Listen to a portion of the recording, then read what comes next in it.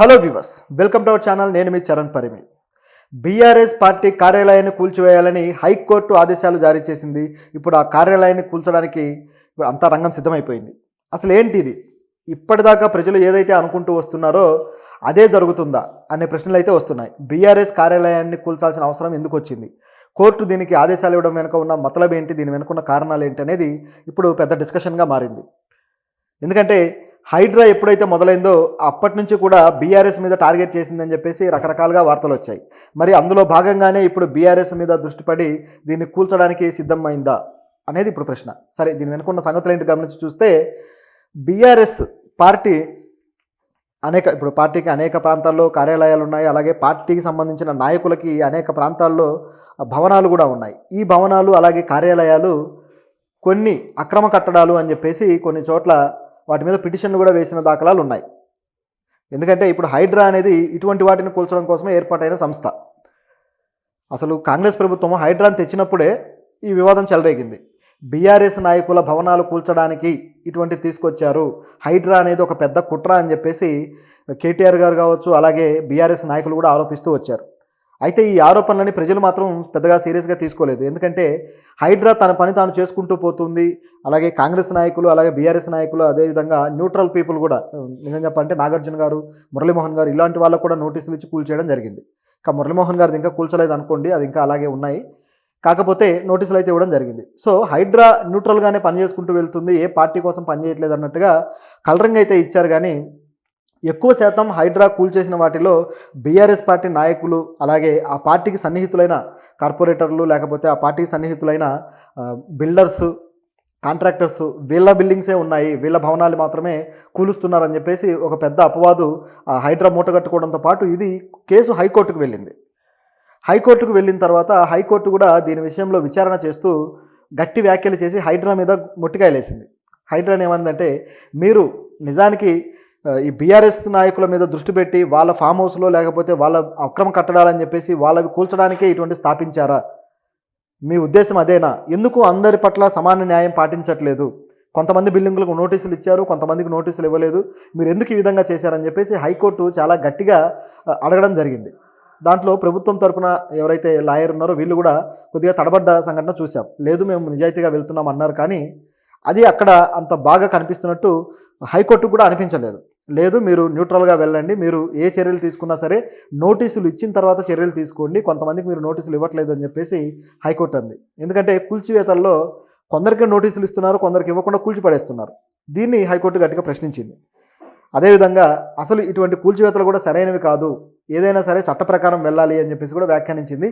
దీన్ని ఏమాత్రం ప్రభుత్వం పట్టించుకోవట్లేదు, తమకు నచ్చిన విధంగా పని చేసుకుంటూ వెళ్తున్నారు. ఇందులో భాగంగానే ఇప్పుడు హైడ్రా మరికొంతమంది బిల్డింగ్స్ అయితే కూల్చే పనిలో ఉంది. ఇది జరుగుతూ ఉండగా ప్రతిపక్షాలు ఏవైతే ఈ కట్టడాలు ఉన్నాయో వాటిల్లో గుర్తించిన వాటి వరకు ఈ విధంగా చేస్తూ ఉన్నారు. అయితే గుర్తించనివి కూడా ఉన్నాయి. ఇప్పుడు చెరువులు, నాలాలు వీటికి సంబంధించినవి అయితే అక్రమ కట్టడాలని గుర్తించారు. ఇవి కాకుండా పర్మిషన్ లేని ప్రభుత్వ భూములు, అలాగే దేవాదాయ శాఖ భూములు, ఇటువంటి భూముల్లో కూడా ఆక్రమించుకొని కట్టుకునేవి ఉన్నాయి. మరి వీటిని ఎవరు కూల్చాలి అనే ప్రశ్న వచ్చింది. దీని విషయంలో రంగనాథ్ గారు అయితే మేము కేవలం కొన్ని మాత్రమే కూలుస్తున్నామని చెప్పడం జరిగింది. సో ఈ బఫర్ జోన్లో ఉన్నవి, అదేవిధంగా ఎఫ్టీఎల్ పరిధిలో ఉన్నవని మాత్రం చెప్పడం జరిగింది. మరి వీటి పరిస్థితి ఏంటి అనే క్వశ్చన్ కూడా ఉంది. దీనికి బయట నుంచే కొంతమంది వ్యక్తులు కోర్టుకు ఈ విధంగా ఫిర్యాదులు చేస్తూ వెళ్తున్నారు. అట్లా నల్గొండలో ఉన్న బీఆర్ఎస్ పార్టీ కార్యాలయం ఏదైతే ఉందో ఆ కార్యాలయం అక్రమ కట్టడము అని చెప్పేసి దాని మీద కాంగ్రెస్ నాయకులు ఫిర్యాదు చేశారు హైకోర్టుకి. దీన్ని కూల్చాలి అని చెప్పేసి కాంగ్రెస్ నాయకుడు కోమటిరెడ్డి వెంకటరెడ్డి గారు కూడా ఇది అక్రమ కట్టడం అని చెప్పేసి ఫిర్యాదు చేయడం జరిగింది. ఫిర్యాదు చేసిన తర్వాత ఇక కోర్టు కూడా దాన్ని విచారణకు చేపట్టాలని చెప్పేసి నిర్ణయించుకుంది. అయితే ఈలోపే కోమటిరెడ్డి గారు ఎప్పుడైతే మంత్రి పదవిలో ఉన్నారు కాబట్టి ఆయన వెంటనే ఏం చేశారంటే, దాన్ని కూల్చేయండి, అది అక్రమ కట్టడం అని చెప్పేసి కొంతమంది అధికారులని దాని మీద పంపించారు. పంపించడంతో ఆ అధికారులు ఇక కూల్చేయడానికి అంతా రంగం సిద్ధం చేసుకున్న తర్వాత దీన్ని ఏదో విధంగా ఆపాలి అని చెప్పేసి బీఆర్ఎస్ నాయకులు, నల్గొండలో ఉన్న నాయకులు హైకోర్టుకు వెళ్ళారు. ఇది సరైనది కాదు, ఎట్లా కూలుస్తారు అని చెప్పేసి వెళ్ళి, మేము ఆల్రెడీ అధికారుల నుంచి పర్మిషన్ కూడా తెచ్చుకున్నాము, ఎన్ఓసీలు కూడా తెచ్చుకున్నాము అని చెప్పేసి అవి చూపించే ప్రయత్నం చేశారు హైకోర్టుకి. ఇంతవరకు బాగానే ఉంది. అయితే ఇక్కడ హైకోర్టు దీన్ని విచారించిన తర్వాత ఒక విషయం చెప్పింది, తగ్గేదే లేదు, కూల్చేయాల్సిందే అని చెప్పి. ఎందుకు ఆ విధంగా చెప్పిందని చూస్తే, అది నిజానికి అక్రమ కట్టడమే. వీళ్ళు తెచ్చిన ఎన్ఓసీ కూడా ఆల్రెడీ బిల్డింగ్ కట్టి ఆ కట్టిన దానికి వీళ్ళు పర్మిషన్ తీసుకున్నట్టుగా పర్మిషన్ తెచ్చారు. ముందు పర్మిషన్ తీసుకొని బిల్డింగ్ కట్టాలి. కానీ అలా కాకుండా ఆల్రెడీ కట్టేసి అప్పుడు అధికారుల దగ్గర తెచ్చుకున్నారు. ఇది ఎలా సాధ్యమైందయ్యా అంటే గవర్నమెంట్‌లో అవుతుంటాయి. చాలా క్యాజువల్‌గా ఆ పార్టీలు అధికారంలో ఉన్నప్పుడు ఆ పార్టీలకు తగ్గట్టుగా అన్నీ నడిచిపోతుంటాయి. ఇది పరిస్థితి. అంటే గతంలో దానికి అసలు ఏమాత్రం ఎన్ఓసి తీసుకోకుండా ఏ అధికారుల నుంచి ఎటువంటి నో అబ్జెక్షన్ ఇది తీసుకోకుండా కట్టేశారు. వాళ్ళ ప్రభుత్వం ఉంది కాబట్టి.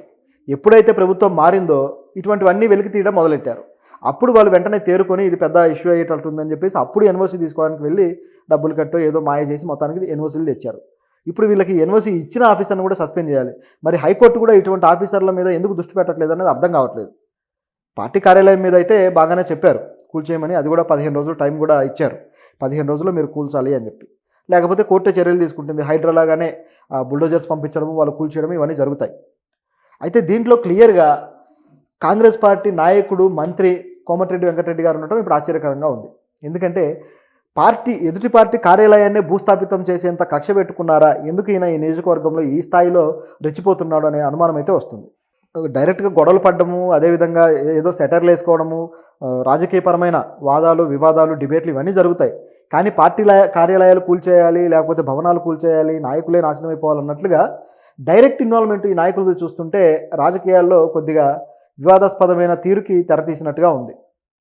ఇది యాక్చువల్గా అయితే ఏపీలోనే స్టార్ట్ అయిపోయింది. గతంలో చంద్రబాబు గారి భవనాన్ని జగన్ కూల్చేయడము ఇట్లా స్టార్ట్ అయిపోయింది. ఆ తర్వాత ఇప్పుడు వీళ్ళు వచ్చిన తర్వాత రెడ్ బుక్ రాజకీయం నడుస్తూ ఉంది. అలాగే తెలంగాణలో చూసుకుంటే వీళ్ళు కూడా పర్సనల్గా కొంతమంది వ్యక్తులని దృష్టిలో పెట్టుకొని వాళ్ళ మీద యాక్షన్ తీసుకుంటానికి ప్రయత్నిస్తున్నట్టుగా కనిపిస్తుంది. ఇది కూడా అందులో భాగంగానే ఉంది. ఎందుకంటే తెలంగాణలో ఇటువంటి రెడ్ బుక్ రాజకీయం లేదు, అదేవిధంగా కక్షపూరితంగా చేస్తున్నారన్నట్టుగా మీడియా ఎక్కడా కూడా ప్రొజెక్ట్ చేస్తూ రాలేదు. కానీ జరిగేవి జరుగుతూ పోతున్నాయి. ఎవరు దేన్ని ఆపలేకపోతున్నారు. సో అది ఇక్కడ ఉన్న పరిస్థితి. అయితే ఇప్పుడు కోర్టు ఇచ్చిన పర్మిషన్స్ని బట్టి 15 రోజులు టైం ఇచ్చారు కాబట్టి ఈ టైంలోపు వీళ్ళు కూల్చకపోతే మరి వీళ్ళు మళ్ళీ సుప్రీంకోర్టుకి వెళ్ళే ఆలోచన ఉందా వీళ్ళకనే డౌట్ కూడా వస్తుంది. అక్కడికి వెళ్ళినా సరే సేమ్ ఇదే రియాక్షన్ రావచ్చు. ఎందుకంటే ఆల్రెడీ ఆ ఎన్ఓసి తప్పుడు ఎన్ఓసి అన్నట్లుగా ప్రూవ్ అయింది కాబట్టి హైకోర్టు కూడా ఇంకాస్త మొట్టికాయలేసి కూల్చమని చెప్తారు. అయితే ఇది బిగినింగ్ అనుకోవాలి. ఎందుకంటే ఇప్పటిదాకా అఫీషియల్గా కాంగ్రెస్ పార్టీ నాయకులు ఇన్వాల్వ్ అయ్యి కూల్చింది ఇది మాత్రమే. అలాగే ₹1,00,000 మీరు జరిమానా కూడా కట్టాలని చెప్పేసి కోర్టు చెప్పింది. ఆ ₹1,00,000 కట్టి వీళ్ళు కూల్చాలి. ఇదొక యాంగిల్. అయితే ఇక నుంచి ఏమేమి జరగబోతున్నాయి? ఇది నల్గొండలో జరుగుతుంది. అలాగే అనేక జిల్లాల్లో వరంగల్ కావచ్చు, ఆదిలాబాద్ కావచ్చు, నిజామాబాద్ కావచ్చు, అనేక జిల్లాల్లో ఈ కార్యాలయాలు ఉన్నాయి. వీటి పరిస్థితి ఏంటి అనే డౌట్ ఇప్పుడు వస్తుంది. అలాగే హైదరాబాద్లో కూడా కొన్ని కార్యాలయాలు